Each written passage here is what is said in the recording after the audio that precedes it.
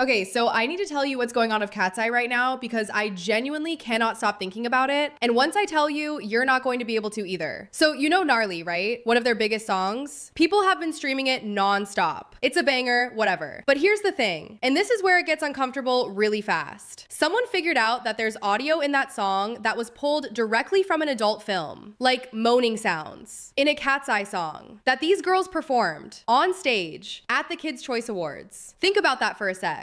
And what makes it so much worse, Yoon, the youngest member of the group, was 17 when the song dropped. She's the one singing right before that audio clip plays. So you've got a grown man in the studio, a producer named Pink Slip, who looked at this song, looked at this 17-year-old girl who has to perform it, and said, yeah, let's throw some audio from an inappropriate video in there. And nobody caught it. Or if they did, nobody stopped it. And then they performed it at a kids' award show. A kids' show. I don't even know what to say about that. The internet found out, and obviously people lost their minds. Because what do you mean? What was the thought process there? One person said it pretty plainly. There's a whole minor in this group, and you're adding that. Why? It's not like it was hidden deep in the track either. Yoon literally sings the line right before it drops. She performed it live, multiple times, and she had no idea what that sound was from because why would she? She's a teenager. Now, I want to be really clear, none of this is on the girls. Not even a little bit. This is entirely on the adults in that studio who made that call and then let it ship. But that's kind of the whole point. These girls don't have control over what goes into their music. They're not in the room when those decisions get made. And that's a much bigger conversation.